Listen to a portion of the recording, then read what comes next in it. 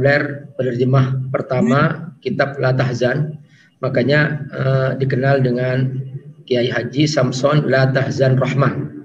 Nah, ini adalah keistimewaan kita bertemu bersama beliau, dan beliau adalah sahabat saya, bersama-sama di Pondok Pesantren Al-Amin dulu di Madura, dan teman makan juga bersama-sama. Makanya nanti ini hanya sapaan khusus ya kalau saya memanggil nama Cak Samson, terus Cak Samson memanggil nama Cak Amir ya. Ini bukan untuk panggilan umum, ya mungkin hanya untuk kita berdua aja dipanggil seperti ini di sapaannya. Dan kepada teman-teman semua, ini kesempatan kita mengaji kitab sebetulnya, karena Bapak Kiai Samson Rahman ini selalu bergumul dengan kitab-kitab turos, kitab-kitab terdahulu, dan dalam kitab terdahulu itu kalau kita bongkar, di situ kita akan menemukan mutiara-mutiara. Makanya ini kesempatan yang sangat mahal kalau kita ikut, karena kita akan langsung nanti disebutkan referensinya oleh beliau, dan beliau langsung membuka bukunya. Ini di sini bukunya halaman sekian. Jadi ini kajian referensial sebetulnya, bukan sekedar ya ngobrol-ngobrol aja. Memang nanti mungkin pendalamannya kita ngobrol-ngobrol, tetapi rujukannya tetap jelas ya. Mungkin kita akan baca risalah Kusyairiyah atau hikmah di dalam kitab Al-Hikam Ibnu Athaillah dan sebagainya. Di bermacam-macam hikmah kita akan dapatkan, mungkin Sayyidul Khatir dari karya Ibnu Qayyim Al-Jauziyah. Itu semua kitab-kitab yang sangat penting untuk kita bisa pelajari, dan tidak fokus kepada kajian kitabnya, tapi fokus kepada hikmahnya. Karena kita rindu nih di zaman milenial, ya kita butuh hikmah-hikmah. Karena orang-orang milenial itu cepat bosan. Kalau kajian panjang-panjang bosan, kalau nasihat merasa digurui, nggak suka. Nah, kita sudah menimba hikmah dari berbagai buku turos, dan ini tentu ya, kalau yang berkata ini adalah para ulama ya, itu sudah rujukan yang sangat penting untuk kita ambil. Dan itu ilmu. Jadi ilmu itu dari mana? Dari mereka yang berkah, para ulama yang berkah, hidup di zaman yang berkah, dan mereka memberikan petuah-petuah yang masih sesuai untuk kita amalkan di zaman milenial ini. Nah, kita mulai saja ya. Silahkan kepada Kiai Haji Samson Rahman untuk ya membuka lah, kita ngobrol-ngobrol, dan mudah-mudahan obrolan ini bisa nanti teman-teman bisa sharing di FAT Institute ya.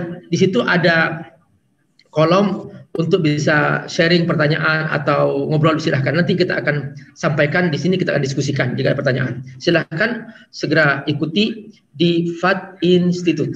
Jangan lupa subscribe, like, and share ya, insya Allah. Ya, silahkan Cak Son ya. Assalamualaikum warahmatullahi wabarakatuh. Alhamdulillah wassalatu wassalamu ala Rasulillah wa ala alihi wa sahabatihi wa wala. Alhamdulillahil qail yu'tal hikmata man yasha wa may yu'til hikmata faqad utiya khairan katsira wa ma yadhakkaru illa ulul albab, di surat Al-Baqarah ayat 269. Pertama kali tentu saja para pemirsa, Cafe Hikmah ini sebutannya Masya Allah, kita sebut dengan kafe karena nanti akan banyak hikmah yang berserakan, yang kemudian kita gabungkan, kita dengarkan, kita gali mutiaranya.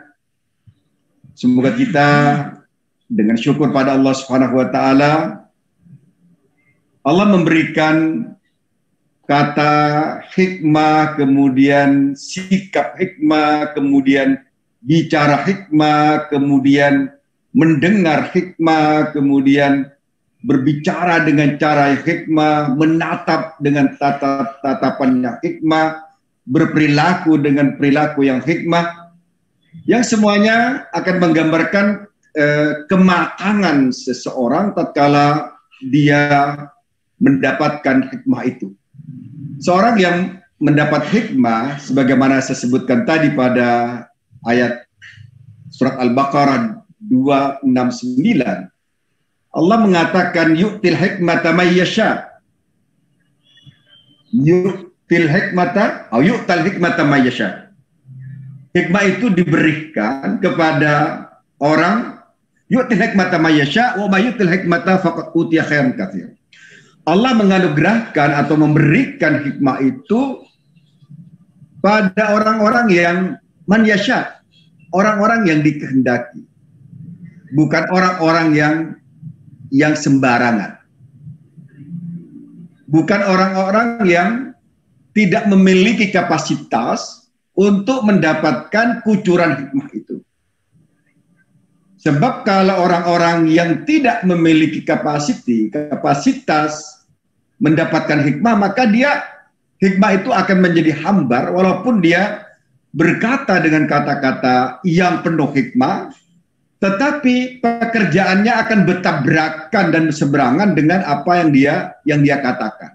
Ya, Jason, sebentar. Jadi dari apa yang Pak Jason sampaikan di pembukaannya tadi itu, jadi hikmah itu bukan hanya kata-kata, tapi juga perbuatan, berkata dengan hikmah, bersikap dengan hikmah, berlaku dengan hikmah. Jadi hikmah itu bisa datang dari perbuatan, dari sikap, ya. Jadi luar biasa ya. Jadi selama ini kita ngerti tuh hikmah itu hanya kata-kata. Ini penting sekali. Terus yang kedua, ternyata tidak semua orang bisa dapat hikmah gitu. Jadi orang yang terpilih saja bisa dapat hikmah. Ya, silakan. Ya, jadi Allah Subhanahu wa Ta'ala menegaskan bahwa hikmah itu tidak diberikan secara gratis tentu saja, karena hikmah itu memiliki indikasinya. Kemudian orang yang mendapatkan itu adalah orang-orang yang terpilih, orang-orang yang pantas, orang-orang yang layak, orang-orang yang berkapasitas, sehingga Allah Subhanahu wa Ta'ala tentu saja tidak akan memberikan hikmah itu pada orang yang tidak mungkin untuk menjadikan hikmah itu menjadi sesuatu yang dinamis, menjadi hikmah yang bukan hanya kata hikmah, tetapi hikmah yang mengejawantah atau merefleksi pada orang itu. Misalnya kita lihat seperti apa yang terjadi pada Luqman Al-Hakim radhiyallahu anhu, mungkin alaihissalam, karena dengan berbagai ikhtilaf yang terjadi apakah beliau seorang nabi atau seorang ahli hikmah. Tapi yang paling penting, Jason, ikhtilaf itu menjadi tidak terlalu penting karena ini rekomendasi Allah. Langsung Allah turunkan surah Luqman dan Allah langsung merekam ucapannya dalam Al-Quran. Ini suatu keistimewaan luar biasa ya. Jadi subhanallah ya, terlepas apakah khilaf, apakah itu radhiyallahu anhu alaihissalam, tapi yang jelas bahwa Luqman adalah pilihan Allah untuk menjadi contoh dalam Al-Quran. Seperti itu. Ya, makanya Allah Subhanahu wa Ta'ala berfirman, "Walaqad atayna Luqman al-hikmata."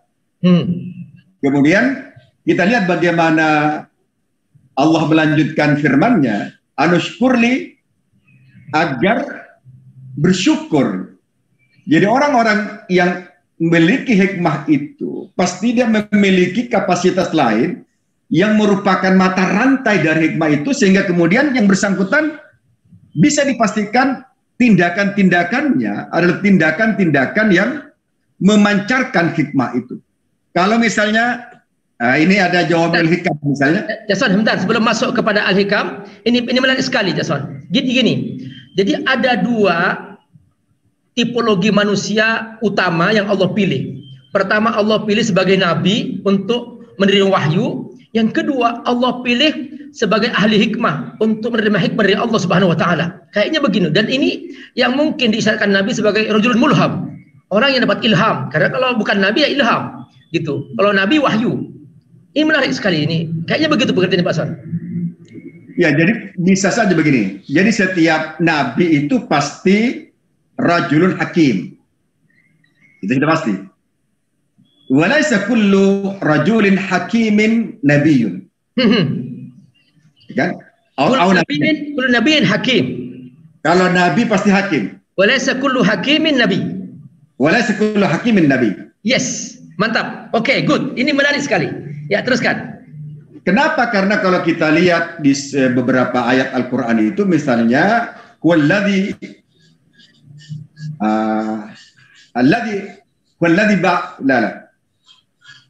Allah nasid yani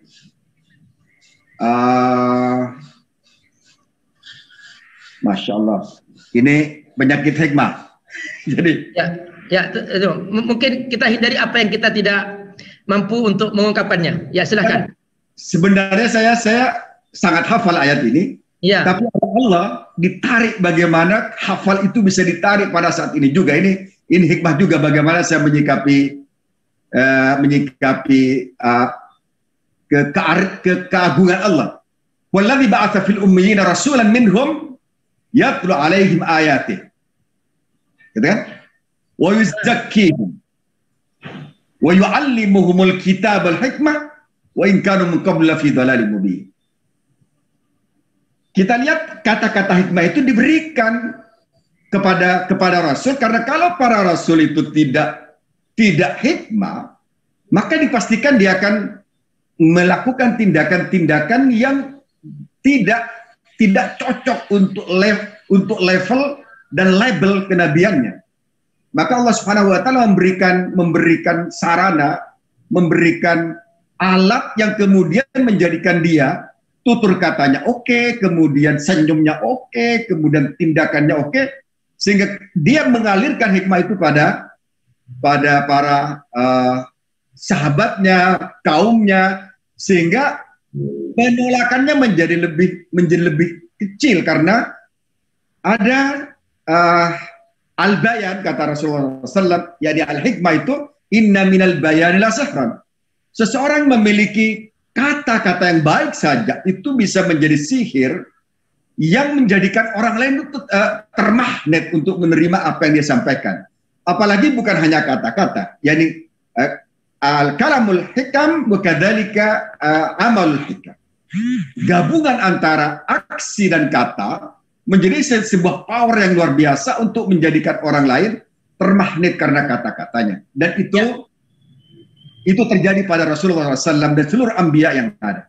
Ini menarik nih, tadi Jackson berdalil dengan ayat dalam surah Al-Jum'ah ayat 2, huwallazi ba'atsa fil ummiyyin rasulan minhum yatlu 'alaihim ayatihi wa yuzakkihim wa yu'allimuhumul kitaba wal hikmah wa in kanu min qablu la fi dhalalin mubin. Ini menarik sekali. Jadi tadi dari apa yang kita bicarakan, ayat ini ternyata menceritakan tentang tugas seorang nabi, ya, bahwa Rasul ini tugasnya 3, yatlu 'alaihim ayatihi, membacakan ayat-ayat Allah. Yang kedua, wa yu'allimuhumul kitab, yaitu kitab Al-Qur'an. Di sini kalau sekarang kita Al-Qur'an. Terus wal hikmah. Nah, di sini hikmah ini adalah sunnah Nabi. Nah, berarti benar kata tadi, kullu nabiyyin hikmah, kullu nabiyyin hakim, bahwa setiap nabi dia akan membawa hikmah. Karena ternyata Allah sendiri menyebutkan wa yu'allimuhumul kitab Al-Qur'an wal hikmah adalah as-sunnah. Nah, ini ulama tafsir seperti itu dalam menafsirkan ayat ini. Berarti memang kullu nabiyyin hakim, setiap nabi ahli hikmah. Nah, sekarang pertanyaan yang kedua adalah bahwa walaisa kullu hakimin nabi, bahwa tidak semua ahli hikmah adalah nabi. Benar. Contoh seperti Luqmanul Hakim, Allah sebutkan dalam Al-Quran karena hikmahnya Allah merekam supaya hikmah-hikmahnya itu dipelajari. Ternyata, saudara-saudara, menarik sekali. Allah menutup ayatnya dengan wa in kanu min qablu la fi dhalalin mubin. Berarti di sini kata Allah, kalau kamu tidak ingin sesat, banyak belajarlah dari ayat Allah, yang kedua dari kitab Allah, dan yang ketiga dari hikmah yang kita dapatkan. Mudah-mudahan dengan pelajaran kali ini, setiap hari Ahad kita bertemu, yaitu dalam kafe hikmah, kita selamat dari kesesatan. Nah, Jackson, kita masuk ke kitabnya sekarang. Apa kira-kira hikmah yang akan Jackson bacakan hari ini? Ya, dari siapa dan dari kitab apa yang bisa Jackson sampaikan? Ada beberapa kitab ya yang bisa saya sampaikan, misalnya ya diantaranya La Tahzan, kemudian ada saya punya buku namanya Jawamil Hikam li fi Sa'adatil Anam, ini 1001 hikmah yang kata ya, ini kata baru kata, bukan fakta. Ini baru kata hikmah yang dikumpulkan. Salah satunya ini. Kemudian ada beberapa hikmah yang mungkin bisa dikutip dari Ibnu Athaillah, kemudian kita kutip juga dari As-Samarkandi, kemudian nanti bisa dikutip dari Madarijus Salikin, kemudian dikutip dari Tambihul Ghafilin, ada dikutip dari tambihul ghafilin, kemudian tambihul muqtarrin, kemudian ada bustarul arifin, kemudian ada syajaratul ma'arif. Kemudian ada mungkin yang buku tasawuf, ada buku Al-Luma, ada Risalah Kusyairiyah, ada Awariful Ma'arif, dan buku-buku lain yang mungkin bisa nanti saya ambil, atau mungkin pada kegiatan tertentu kita langsung dari sumbernya. Ada Tahzan yang modern, ada Sayyidul Khatir, ada Tahzan Tasimul Haya, ada Tamatta li Hayatik, ada Jadid Hayatak, dan buku-buku lain yang mungkin akan saya sampaikan pada kesempatan berikutnya. Walaupun kutipannya sangat pendek, tapi mungkin kajiannya, karena ada Abi Amir ini yang lekat namanya pada Cak Amir ini sekarang. Abi Amir, saya bilang tadi, berpikir Abi Amir itu masih kecil, nanti jadi Abah, kemudian jadi Abuya. Ini masih tingkat pertama ya.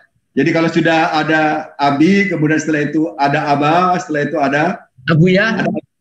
Ya. Berarti untuk menjadi ahli hikmah harus jadi Abuya ya. Betul. Itu ada betul ya. Jadi kalau di Banten misalnya ada Abuya Dimyati, Abuya Murtado, dan semacamnya. Mereka sangat dikenal dengan, ya, kita panggil Abuya Samson. Ya, Masya Allah. Buku-buku kayaknya memang kalau kita ngobrol-ngobrol tentang hikmah ini, kita sampai menghadap Allah kita masih belum selesai kayaknya nih. Bukunya tadi luar biasa yang disebutkan itu. Kemudian serapan kita ya, mungkin bukunya banyak, tapi serapan kita untuk menjadikan hikmah itu mengalir dalam darah kita, atau lebih tepatnya dalam dada kita, atau lebih tepatnya lagi pada nurani kita, itu tidak hanya sekedar baca. Bahkan orang yang tidak baca hikmah yang banyak, 1001 hikmah, kemudian Hikam As-Sakandari, dia akan terucap kata-kata hikmah tatkala ada pembersihan jiwanya untuk menerima apa yang antum tadi sebut itu sebagai mulham. Orang-orang yang mulham, misalnya saya suatu saat pernah bersama anak-anak saya, murid saya. Tiba-tiba Allah, bagi saya itu saat itu Allah memberikan ilham ya, yang bunyinya begini. Al-ilmu farral ilmi farral ilmi min alladhi la yuridu. Farral ilmu, ya, farral ilmu. Iya, farral ilmu min alladhi la yuridu. Oh, ilmu itu akan menghindar dari orang-orang yang tidak menginginkannya. Kenapa? Karena ini sebagai misalnya, semoga nanti di kafe ini kita banyak ilham, kemudian Allah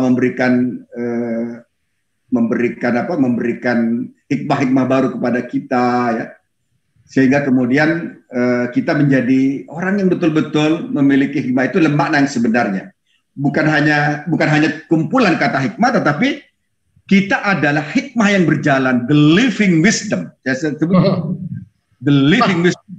Bagus sekali ini, living wisdom ya. The living wisdom. Jadi orang yang betul-betul dia tidak ada kata-kata yang menjadikan orang itu, saya kata antum tadi, terseret kepada kedalalan.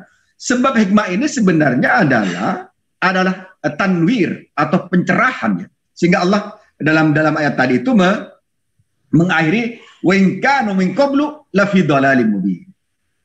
Artinya dengan kedatangan hikmah itu maka seseorang menjadi enlightened, menjadi munawwar, menjadi tercerahkan. Karena apa? Karena sebenarnya hakikatnya itu al-hikmah itu adalah yang disebut dengan nurullah yang dialirkan, yang diberikan kepada hambanya. Yu'til hikmata may yasha wa may yu'til hikmata faqad utiya khairan katsira, bukan khairan qalila.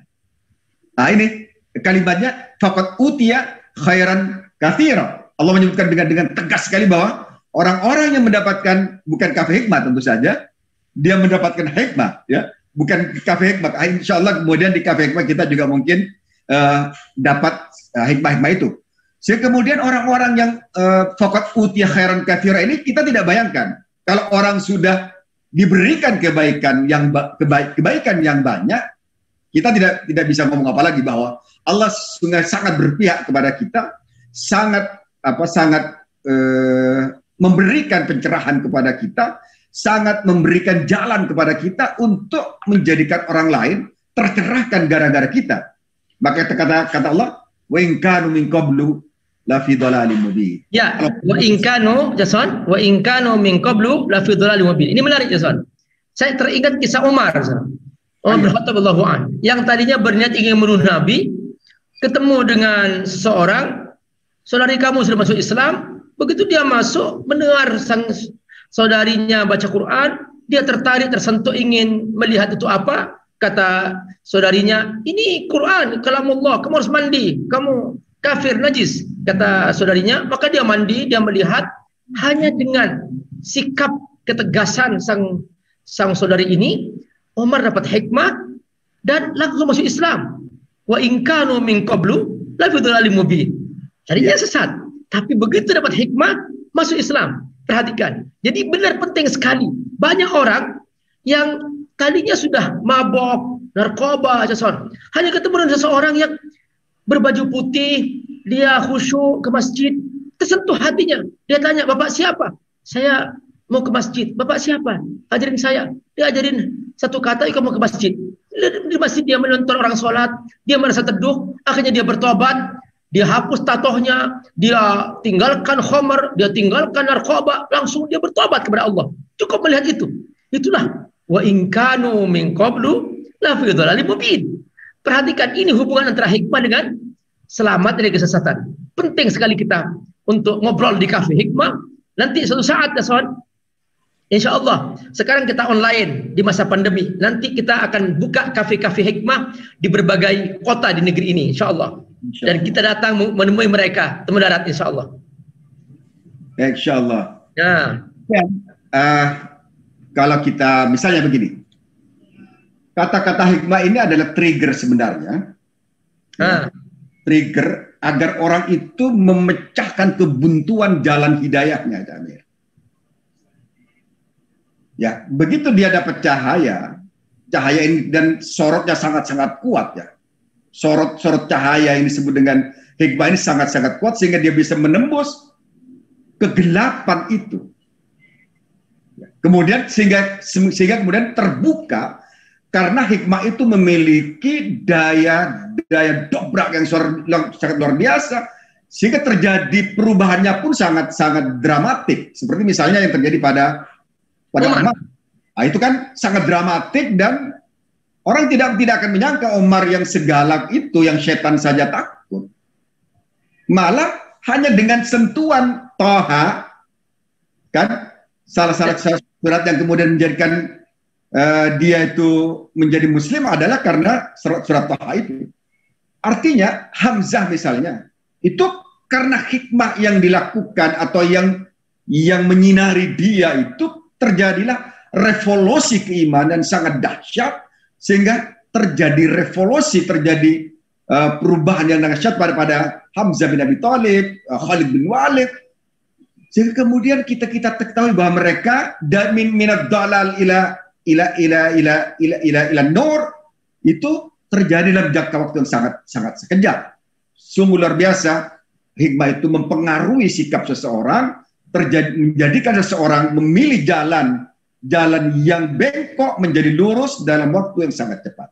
Wa in kanu min qablu la fi dhalalin mubin. Sekalipun tadinya sesat, karena tertrigger oleh hikmah, akhirnya dia masuk Islam. Bahkan sampai semua orang-orang berkata, la yuslima Umar hatta yuslima Himarul Khattab. Tidak mungkin orang masuk Islam sampai keledainya masuk Islam. Saya begitu.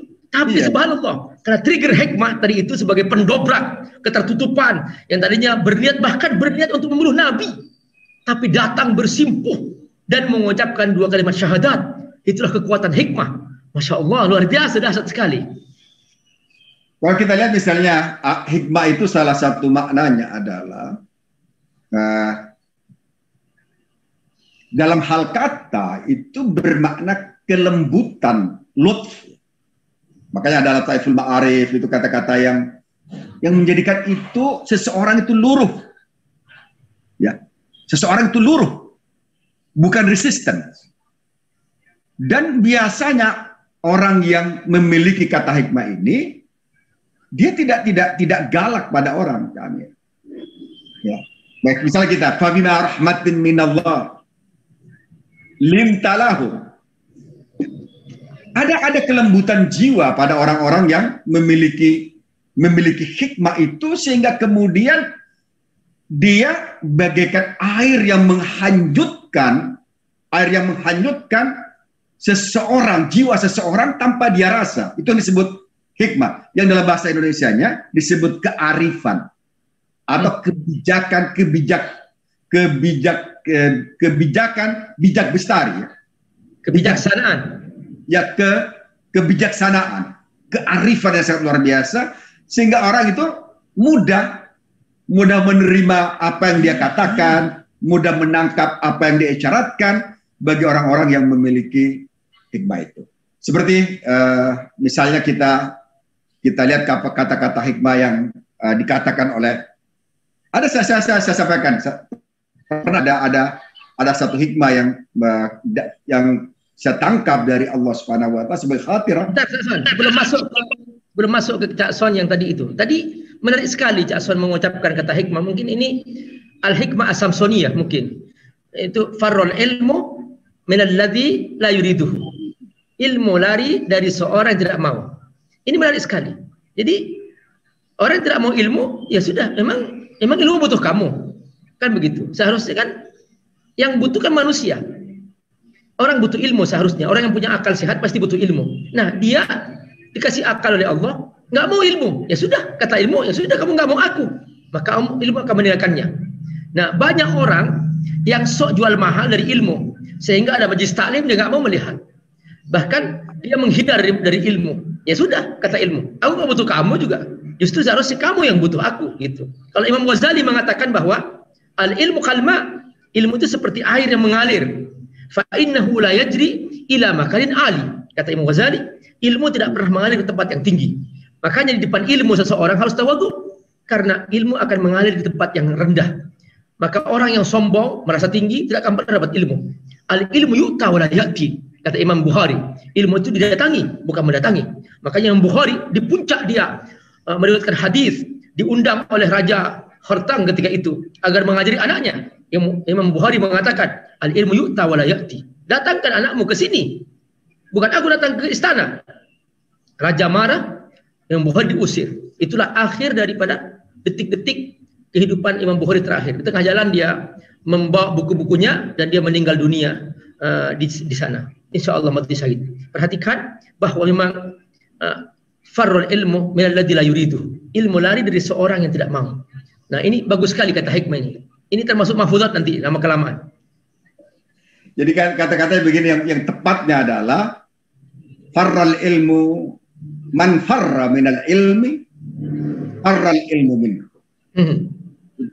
Yang tepatnya ya, saya tadi rada lupa hikmah itu. Jadi man farra minal ilmi farral ilmu minhu. Barang siapa yang lari dari ilmu, maka ilmu itu akan lebih kencang larinya dari dia. Man farra minal ilmi farra ilmu minhu. Itu kata hikmah yang benar ya. Itu sudah parah yang tadi itu, yang minalladzi la yuridu. Jadi barang siapa yang dia tidak suka terhadap ilmu, maka ilmu juga akan lari dari bersangkutan. Dan banyak orang yang memang sengaja lari dari ilmu, kadang-kala karena ada, saya sebut dengan at-takabbur al-ilmi, keangkuhan intelektualitas, sehingga dia sulit mendengar, pengennya ngasih melulu, bahkan tidak pernah belajar, sehingga kemudian dia terkuras ilmunya, dan setelah itu kosong.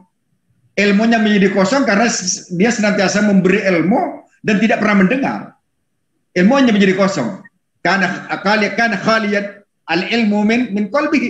Karena huwa yu'ti da'iman wa la ya'khud. Wa la ya'khud al-ilmu wa la yasma' al-ilm. Ini yang kemudian menjadi penyakit yang saya sebut dengan at-takabbur al-ilmi, keangkuhan, keangkuhan keilmuan atau keangkuhan intelektualitas. Jamir, Ya, jadi seorang yang memiliki hikmah ini adalah orang-orang yang kita sebut dengan orang-orang yang tercerahkan sebenarnya. Bukan tercerahkan dari mana, tapi tercerahkan dari langit. Karena hikmah itu sama sekali tidak bisa dicapai, tidak bisa digapai kecuali melalui kebijakan langit, ya. Kebijakan Allah Subhanahu wa taala. Yu'til hikmata wa may yu'tal hikmata faqad utiya khairan katsira. Maka kita sebagai seorang muslim berusaha agar kita ini pantas untuk menerima hikmah itu.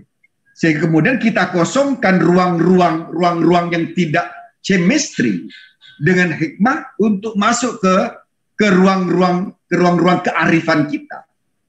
Ke ruang-ruang hati kita arif, sehingga hikmah itu gampang masuk dan dia merefleksi kembali dalam kehidupan nyata kita.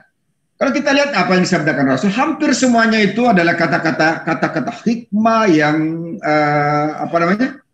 disebut dengan inni utitu jawami al-kalim, aku dikasih oleh Allah Subhanahu wa taala kata-kata yang jame, yang menghimpun semuanya dengan kata-kata yang satu kata, tabassumuka wajhika sadaqah, kemudian al-kullu ma'rufin sadaqah, misalnya itu kan kata-kata hikmah yang sangat luar biasa berpengaruh pada seseorang. Iya, Jason. Saya pernah merenungi hadis Nabi yang berbunyi innamal a'malu binniyat. Nah, ini seringkali hadis dibawa hanya ke nuansa fikih. Sehingga kesimpulannya adalah setiap ibadah yang tanpa niat itu tidak dapat pahala apa-apa. Selalu begitu konteksnya. Padahal ternyata di dalam kata innamal a'malu binniyat ada makna penting yang ini dibawa ke makna umum. Misalnya, setiap usaha dia akan mencapai kemana tergantung kekuatan niatnya. Ketika niatnya setengah-setengah, dapat setengah-setengah usahanya. Ketika niatnya maksimal, dapat maksimal usahanya. Wa innama likulli imri'in ma nawa, dan setiap orang akan mencapai titik cita-citanya, titik usahanya tergantung di mana dia maksimalisasi kemampuannya. Nah, itu juga salah satu makna penting dalam kita memaknai hikmah dari dibalik hadis innamal a'malu binniyat wa innama likulli imrin ma nawa, yang selama ini hanya dibawa ke makna ibadah saja, urusan-urusan ritual saja. Padahal di sini ada makna penting, itu bahwa setiap usaha apapun tergantung niatnya. Gimana, Jafar? Firman Allah juga itu yang disebut dengan azimah, ya. Fa idza azamta fatawakkal 'ala Allah. Jadi saya sebut sebegini dalam kata hikmah saya itu, malam adalah dalam kata hikmah yang disebutkan oleh para ulama, malam yakun bidayah mughrikah lam yakun nihaya musyrikah, gitu kan. Malam yakun bidayah mughrikah yakun nihaya musyrikah. Siapa yang permulaannya tidak maksimal, maka akhirnya tidak akan cerah, ya. Cahaya yang indah di belakangnya. Jadi kadang-kala kita memang, Jamir, ada kesalahan tangkap yang disebut dengan salah paham, ya, atau gagal lah, bukan salah paham, gagal paham terhadap firman Allah, kemudian terhadap hadis-hadis Rasul. Sebagaimana tadi innamal a'malu binniyat wa innamal likulli imrin ma nawa, nuansanya sangat nuansa fikih, ya, sangat nuansa fikih, bukan nuansa spiritual yang dibangun sehingga nanti sholat, kalau sholatnya nggak ini, nanti anunya nggak ini. Artinya sangat ada penyempitan makna dari hadis-hadis yang sebenarnya memiliki ruang yang sangat luas dan landscape yang sangat ufuknya sangat luas. Kita sempitkan menjadi hanya bernuansa fikih. Padahal Jason, padahal ada kaidah dalam memahami teks, al-ibrah bi umumil lafzi la bi khusus sabab. Kita dalam memahami teks harus kita melihat makna umum dan di sini makna hikmah, bahwa hikmah itu bernuansa universal, itu hikmah. Tapi ketika dibawa kepada nuansa ritual, maka seakan-akan hadis ini berlaku ritual saja, padahal di dalamnya ada makna hikmah yang dalam yang berlaku universal. Saya tertarik gini, Jamir, untuk kajian kita selanjutnya, bahwa al-hikmah itu dhalatul mu'min.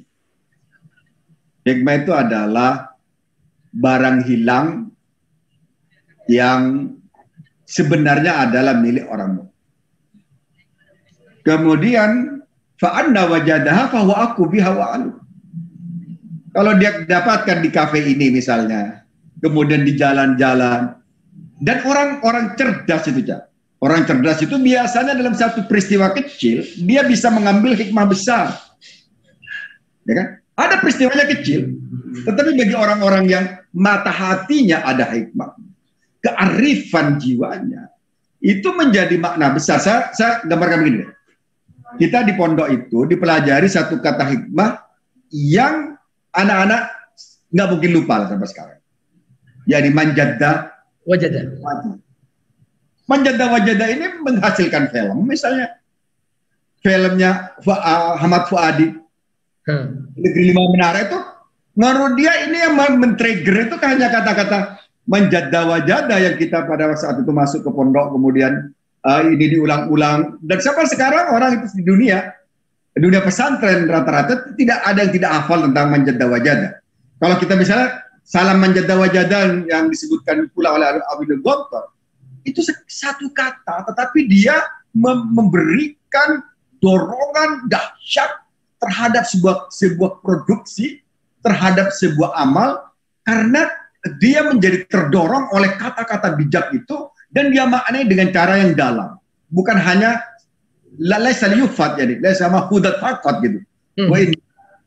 Ya, jadi kata ini menjadikan anak-anak Gontor itu memiliki semangat mansar alat darbi wasala, kan, ijhat wala taksal wala taku ghafilan pada damatul uqba liman yatakasalu, misalnya itu kan kata-kata hikmah yang anak-anak menjadi terinspirasi dengan kata-kata itu, misalnya bil imtihani yukramul mar'u au yuhan, itu kan kalimat-kalimat yang menjadikan anak itu tidak ingin gagal.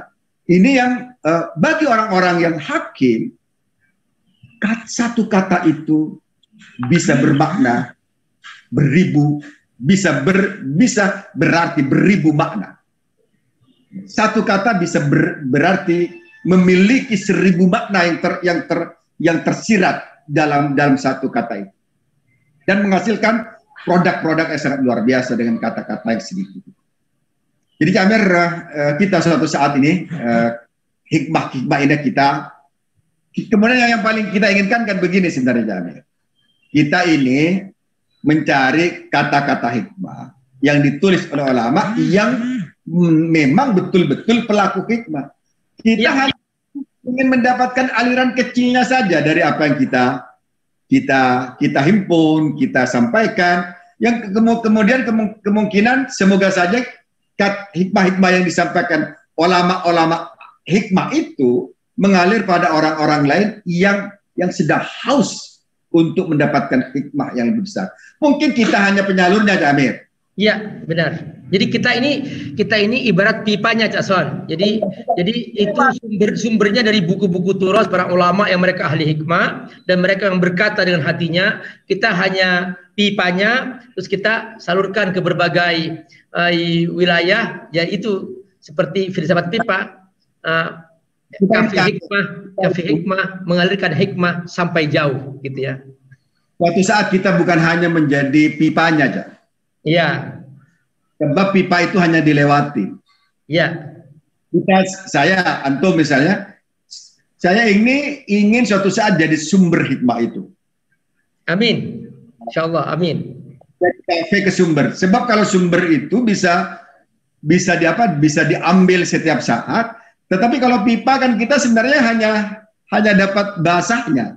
Alhamdulillah. Ya, pertama kali jadi kernik dulu, kerniknya ahli hikmah. Nanti setelah itu bisa jadi supirnya.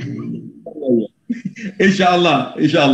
Kita berharap dengan kafe ini tentu saja kita berusaha minimal ada pancaran hikmah dari kata-kata kita, dari tatapan muka kita, kemudian dari perilaku kita. Saya pernah begini, Cak Amir. Jadi saya mungkin cerita ya tentang kenapa kemudian muncul kata kafe ini. Ada al-harakatu barakah, kan? Kalimat itu al-harakatu barakah. Al-harakatu barakah. Bergerak itu adalah keberkahan. Kemudian ternyata saya berpikir kata-kata ini tidak Tidak lengkap kalau tidak ditambahin. Wasukunul maut, saya bilang kan. Jadi yang kedua ini adalah ziyadah. Al-harakatu barakah wasukunul maut. Gerak itu adalah berkah dan diam itu adalah kematian. Jadi intinya saya ingin sampaikan bahwa orang itu harus tidak diam, apapun bentuknya. Sebab yang disebut harakah itu adalah kadang-kala bersifat fisikal, sementara dan diam itu juga bersifat fisikal, walaupun sebenarnya bukan fisikal. Otaknya diam itu kan kematian, otak mati kan, atau hatinya diam juga kematian hati. Maka tatkala ada al-harakatu barakah kemudian as-sukunul maut, diam itu adalah kematian, itu seakan-akan itu memperkuat apa yang dikatakan oleh orang sebelumnya, dan kemudian saya perkuat menjadi as-sukunul maut. Ini katakan Jason gini, sebelum masuk ke pemahaman berikutnya. Jadi kita sudah hari ini dapat hikmah pertama tadi itu man farra minal ilmi farul ilmu minhu. Nah, kita sudah dalam itu. Sekarang kita menarik sekali. Al harakatu barakah was sukun wal maut. Nah, ternyata Jason, ini kita dalamin sebagai penutup dari program kita. Nah, perhatikan ini. Jadi gini, ternyata sistem yang Allah Subhanahu wa taala bangun di alam semesta ini semuanya gerak. Allah menggambarkan wasyamsu tajri li mustaqarrin laha dzalika taqdirul azizil alim. Matahari berjalan pada porosnya, bintang-bintang semua pada porosnya. Tidak pernah mereka diam, semua bergerak. Pohon-pohon bergerak, angin bergerak, gelombang, laut bergelombang, semua bergerak. Artinya ketika seseorang tidak bergerak, maka dia akan banyak penyakit. Dan tubuh yang tidak bergerak, maka dia akan banyak penyakit. Rohani tidak bergerak, akan menjadi sarang penyakit. Dan kemudian juga otak yang digerakkan akan menjadi sarang penyakit. Nah, ini yang kata Imam Syafi'i, inni ara wuqufal ma'a yufsiduhu in sala taba wa illam yajlam yatibi. Aku melihat air yang terdiam itu menjadi sarang penyakit. Seandainya air itu mengalir, nescaya air itu akan menjadi bening dan indah sekali. Gimana Jason? Subhanallah, ini kalimat penutup yang sangat luar biasa, Jamil. Jadi Imam Syafi'i salah satu seseorang yang banyak syair-syairnya ya, yang kata-katanya sangat-sangat tajam, dalam, dan mencerahkan itu, mungkin akan kita banyak kutip dalam diwan-diwan Syafi'i yang akan datang. Semoga dari Imam Syafi'i yang 100% kita dapat 10%-nya atau 5%-nya.